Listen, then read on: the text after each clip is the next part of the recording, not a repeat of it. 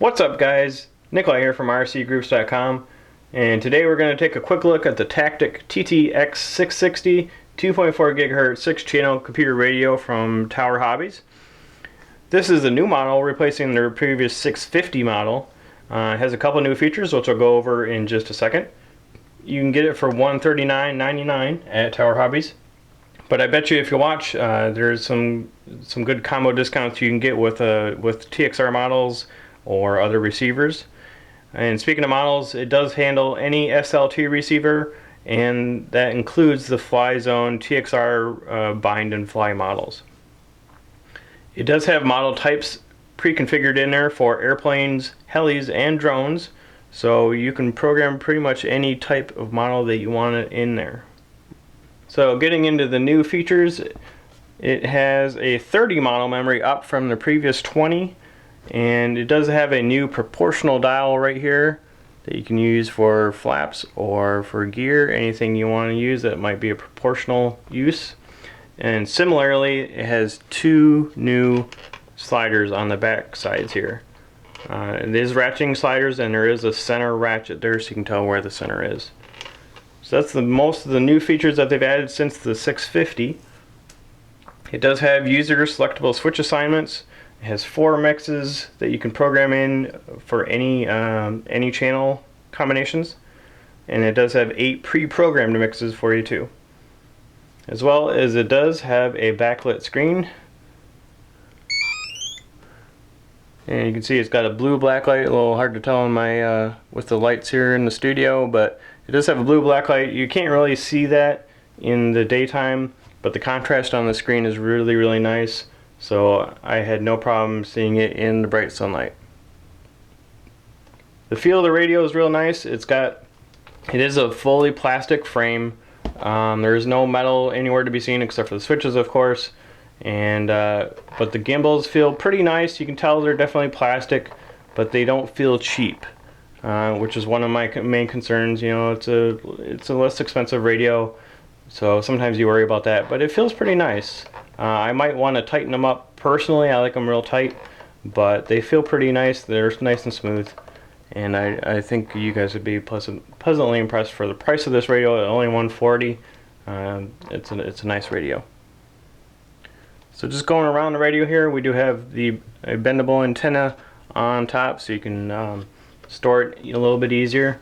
And then on the side we have a charge jack and a firmware jack. That's a normal servo plug here.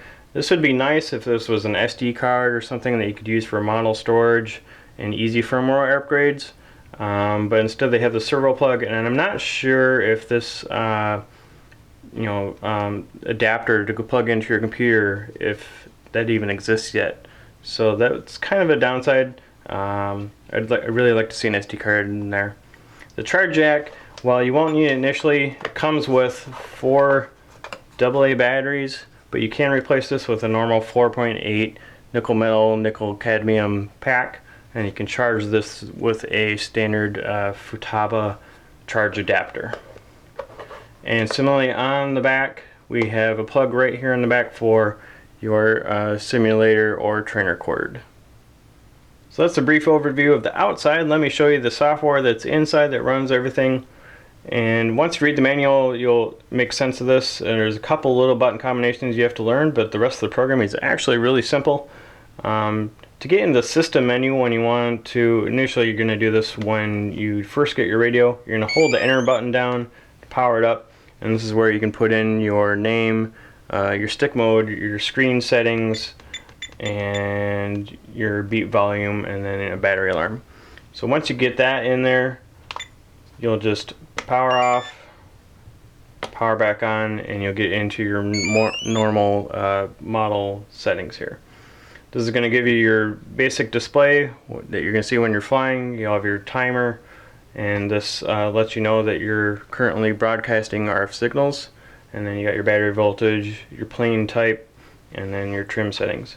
One thing I did notice interesting in here is the trim settings have numbers next to them. So if I adjust the trims, you'll see I'm now -15 off the center. So that way you can say, instead of saying that I'm 3 clicks over, you have a more definite number to go with. In order to see what kind of, when you're configuring your plane, you hit the servo button here from the main screen, and you can see what all your channels are doing at any one time. And you have a clear and escape. Clear will clear out your settings for any field that you might be in at the time, and escape will always is like your back button. It'll get you back to the menus.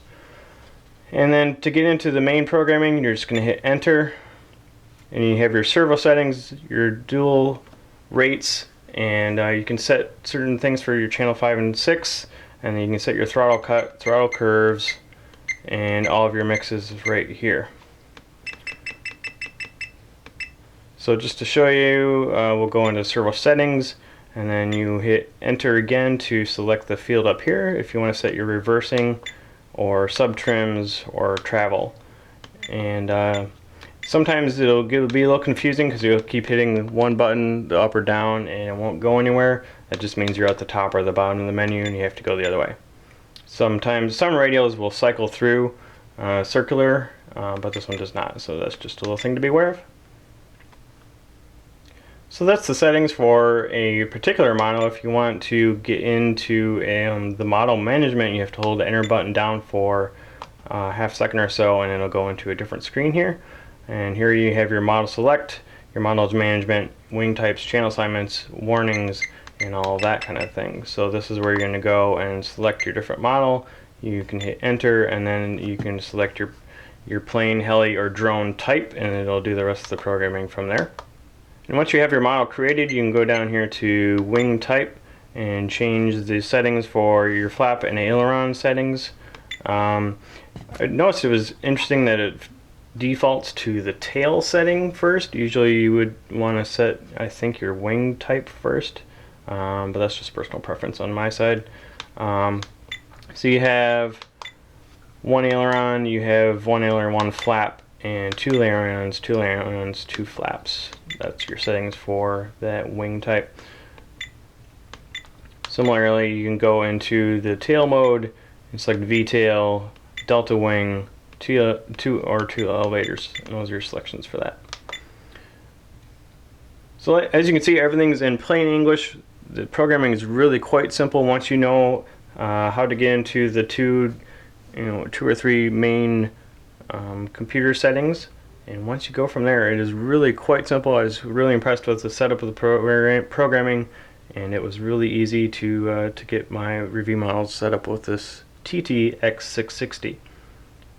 So as you guys can see, this is a really nice radio for the price of only $140. You're getting a lot for your money here. This is a great beginner to intermediate level radio, and I think you guys will be very happy with it for such a low price. You're gonna get a lot of value out of it. It's 30 models, which is plenty for most pilots, and 6 channels is going to cover 90% of the planes you're going to fly, especially at the basic to intermediate level. So definitely check out the Tactic TTX660, and until next time, keep your wings level.